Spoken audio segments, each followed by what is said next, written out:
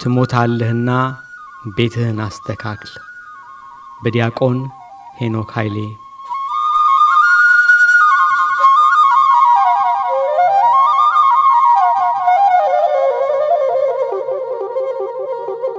ንጉሥ ሕዝቅያስ በጠና ታሞ ተኝቷል። ነቢዩ ኢሳይያስ ሊጠይቀው መጣ። ሆኖም እንደ ልማዱ እግዚአብሔር ይማርህ አላለውም። ለጆሮ የሚከብድ ቃል ጥሎበት ወጣ። ትሞታለህና ቤትህን አስተካክል።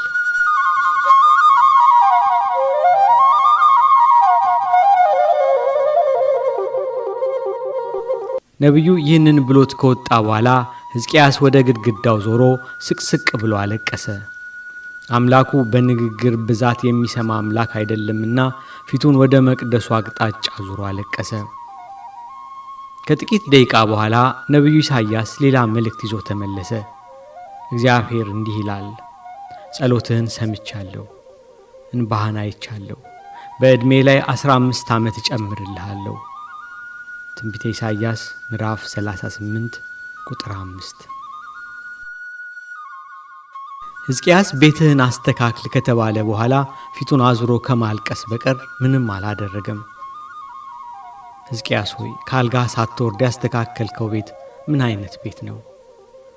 ለባሪያዎችህ መመሪያ ሳትሰጥ የምታስተካክለው ቤትስ እንዴት ያለ ቤት ነው? በደቂቃዎች ውስጥ ትሞታለህ ከተባልክ በኋላ 15 ዓመት ያስጨመረልህ ምን አይነት ማስተካከያ አድርገህ ነው?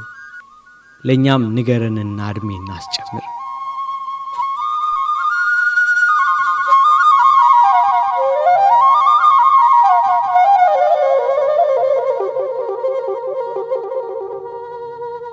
ሕዝቅያስ ከአልጋው ሳይነሳ ያስተካከለው ቤቱ ልቡ ነበር። ልብህን ካስተካከልክ ቤትህ ይስተካከላል። እግዚአብሔር እንደሆነ ትሞታለህ ቢልህም መሞትህን አይፈልግም። እርሱ ከኃጢአትህ እንጂ ከአንተ ጋር ጸብ የለውም። በውኑ ኃጢአተኛ ይሞት ዘንድ እፈቅዳለሁ? ይላል ጌታ እግዚአብሔር። ከመንገዱ ይመለስና በሕይወትም ይኖር ዘንድ አይደለምን? ይላል መሐሪው። ትንቢተ ሕዝቅኤል ምዕራፍ 18 ቁጥር 23። እርሱ ትሞታለህ የሚልህ መኖርህን ፈልጎ ነው።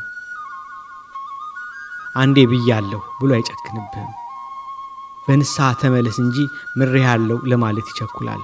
አሁን ትሞታለህ ብየው አሁን ትድናለህ ብለው ይንቀኛል ሳይል ተመልሶ ይምርሃል። ኃጢአትህንም ወደ ጥልቁ ይጥለዋል። በጎ እንድትሠራም ዕድሜ ይጨምርልሃል።